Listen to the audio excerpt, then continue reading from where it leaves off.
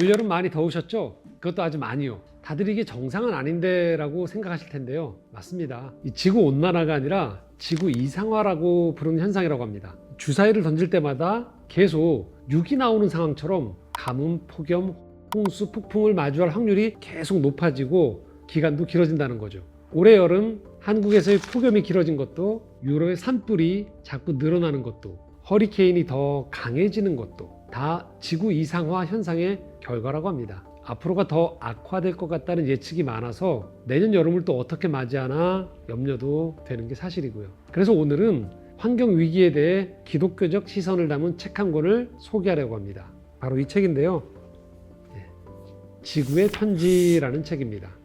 부제가 아주 인상적입니다. 하나님처럼 우리를 아껴주세요 라고 합니다.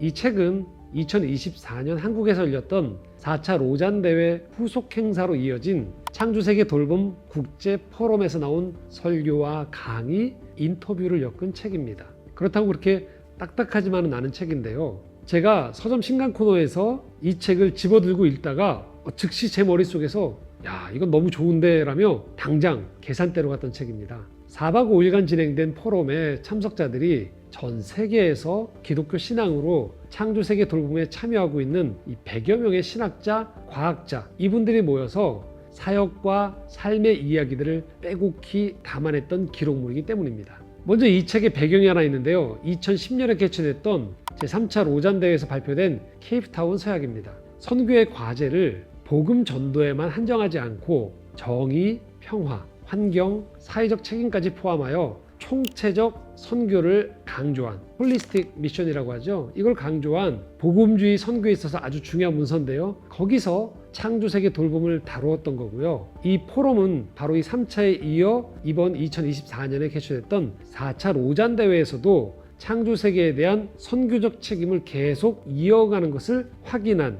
그런 자리라고 할 수 있습니다. 그리고 이 책은 바로 그 자료들이고요. 그래서 이 책에는 세계 곳곳에서 창조세계를 돌보는 사람들의 아주 생생한 이야기가 담겨 있습니다. 보통 우리 한국교회에서 환경운동 하면 플라스틱 사용을 줄이고 거리 또는 바다에 오물을 제거하는 그런 그림 정도를 떠올리실 텐데요. 그것보다도 훨씬 더 현실의 삶에 밀착된, 어떤 면에서는 대단히 위험한 일까지도 포함됩니다. 어떤 나라에서는 환경운동의 정치적, 경제적 사안들이 아주 깊이 연관돼 있습니다. 그래서 바로 오늘도 지구 어딘가에서는 환경운동가들이 살해를 당한다고 합니다. 2023년 한 해만 해도 전 세계에서 196명의 환경운동가가 토지와 환경을 지키다가 살해당했다고 합니다. 고문을 당하고 후유증으로 고통받기도 하고 정부와의 갈등 속에서 많은 어려움을 겪고 있기도 하고요. 이 책에 나와 있는 한 예인데요. 콜롬비아 지역의 경우 매년 환경운동가 수십 명이 살해당하고 이분들이 살해당한 그 지역들을 지도로 표시해 보니까 놀랍게도 천연자원이 풍부하고 광산이나 석유 개발이 진행되는 지역과 정확히 일치됐다고 합니다.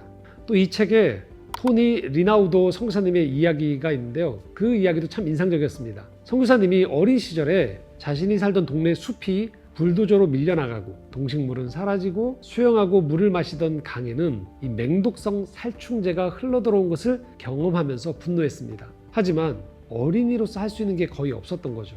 그가 어른이 된 후에 세계에서 가장 가난한 나라 중 하나인 이 니제르 공화국으로 선교사 파송을 받습니다. 그리고 그곳에서 극심한 사막화로 고통받고 있는 그 땅에서 지역의 농부들과 함께 일하면서 20년 동안 매년 25만 헥타르 면적의 나무가 자라게 하고 2억 그루의 나무가 자라는 기적을 경험합니다. 어린 시절의 경험을 흘려보내지 않고 평생 사역의 중요한 원동력으로 삼았던 것이죠. 또 이 책에는요, 한국인 선교사님의 이야기도 나옵니다. 캄보디아에서 21년째 섬기고 계신 한정민, 서윤정 선교사님 부부의 사역인데요. 독성 오염물질이 많이 함유된 화학물질로 만드는 염색 사업이 수질과 토양을 오염시킨다는 걸 발견하고서 그 지역의 청년들과 힘을 합쳐서 천연 염색 방법을 찾아내고 유통 구조까지 개선해서 공동체의 재정적 자립을 이루는 이야기까지 나옵니다. 우리가 기후위기나 환경에 대해서 너무 큰 문제라 한 개인이 생활 속에서 실천하려고 해도 엄두가 안 난다고 생각하는 분들이 있습니다. 그리고 이런 문제들에는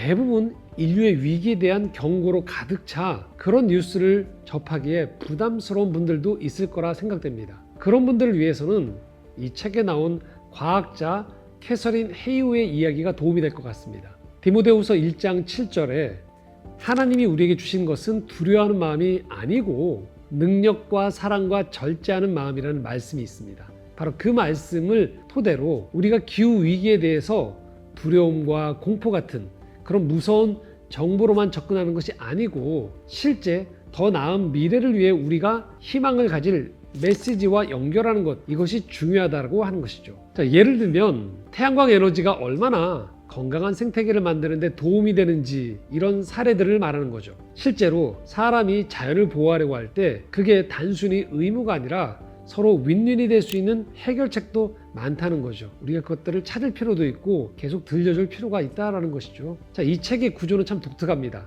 왜냐하면 창조세계 돌봄 포럼에 4일간 진행됐던 순서들을 4주간으로 나눴어요. 4주간의 여정으로 재구성한 거예요. 4개의 창조세계 돌봄에 대한 설교가 있어요. 매 챕터마다. 그리고 제가 앞서 소개해드렸던 것처럼 전 세계에서 실제 창조세계를 돌봤던 활동과 선교사들의 생생한 이야기들이 담겨 있습니다. 그리고 매 챕터마다 리플라이라고 해서 이것을 적용할 부분들의 기도 그리고 이것을 기록할 노트가 배치되어 있습니다. 당연히 현장에 있었으면 우리가 더 생생한 교제와 나눔을 들을 수도 있었고 참여할 수 있었겠지만 그래도 이렇게나마 책으로 출간돼서 4박 5일 동안에 나누었던 중요한 이야기들을 우리가 들을 수 있어서 묻히지 않게 돼서 저는 한편으로는 참 다행이라는 생각도 들었습니다. 그래서 이 책을 소개하는 것이기도 하고요. 사실 이 보통의 한국교회에서 기후위기와 환경에 대한 문제는 많이 다뤄지는 주제는 아닙니다. 그래서 좀 낯설게 여겨질 수도 있는데요. 이 책을 통해서 선교의 개념이 얼마나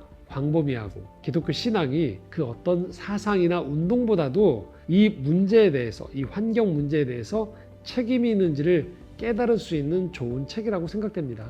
자, 기후변화의 문제에 대한 또 한 권의 책을 소개하면서 오늘 영상을 마무리하려고 하는데요.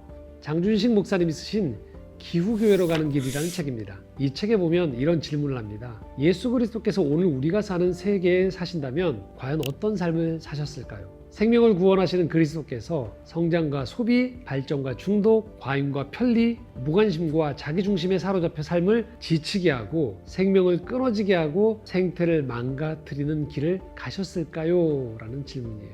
그렇지 않다는 얘기죠.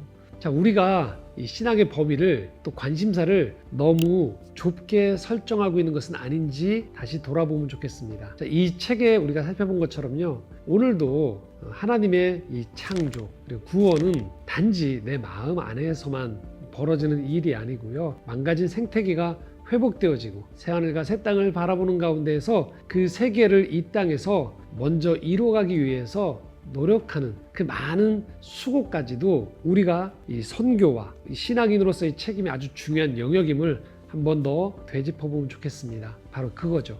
기독교 신앙이 지금보다는 우리가 더 창조세계의 청직이라는 것들 기억할 필요가 있고요. 우리의 소명, 사명이 더 넓고 깊게 설정되어야 되지 않을까 싶습니다. 기독교 신앙이 할 일이 많다는 얘기죠. 그리고 그런 변화를 세상은 기독교 신앙에 강력히 요구하고 있는 그런 때가 아닌가 싶습니다. 자, 오늘 영상은 여기까지입니다. 좋은 의견과 소감도 댓글로 남겨주시고요. 또 좋은 책과 문화로 찾아뵙도록 하겠습니다. 감사합니다.